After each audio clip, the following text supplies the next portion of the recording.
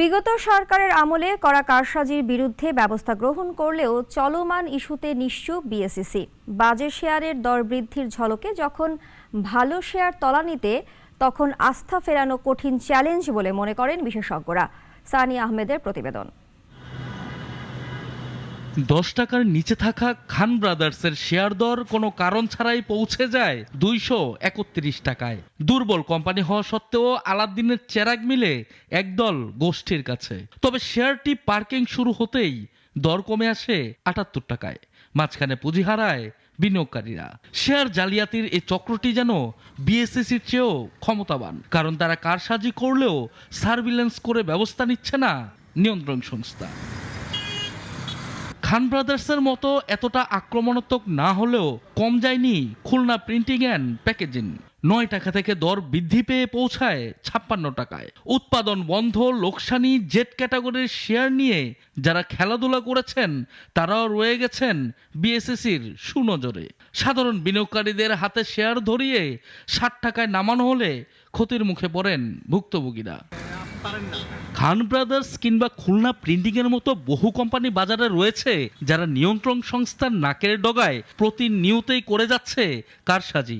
মৌলভিত্তির কোম্পানি দেখে বিনিয়োগের পরামর্শ দেয়া হয়, কিন্তু যখন দর বৃদ্ধির তালিকায় থাকে জেট ক্যাটাগরি, দুর্বল, লোকসানি, উৎপাদন ও ফ্যাক্টরি বন্ধের কোম্পানি, তখন বিনিয়োগকারীরা আস্থা রাখবেন কোথায় সে উত্তর পাওয়া খুবই মুশকিল।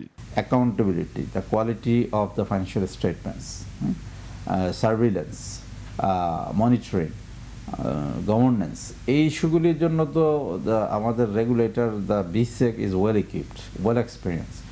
এই জিনিসগুলি আপনার খুব বেশি যে আমরা দেখতে পাচ্ছি তা না। এখনও ট্রেড হচ্ছে যে এইসব stock which are not in operation, which are running at a loss for many years.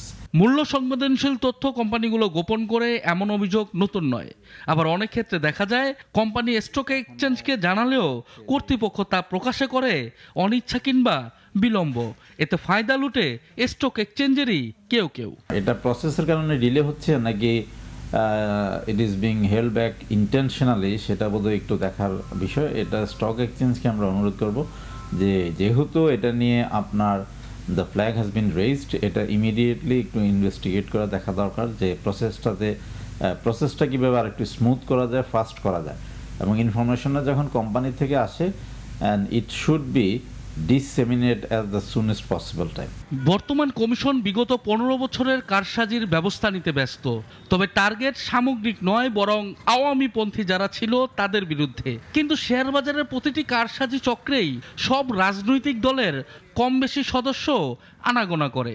এখন যারা বাজার শেয়ারের দর বৃদ্ধিতে ভূমিকা রাখছে তাদের বিরুদ্ধে বিএসইসির নিশ্চুপ ভূমিকা পক্ষপাতিত্ব ও পুঁজিবাজারের জন্য অশনি সংকেত বলে মনে করছেন সংশ্লিষ্টরা। সানি আহমেদ, নাগরিক, ঢাকা। কোটি মানুষের আস্থার ভালোবাসায় 11 বারের মতো দেশের 1 নম্বর রেফ্রিজারেটর ব্র্যান্ড ওয়ালটন।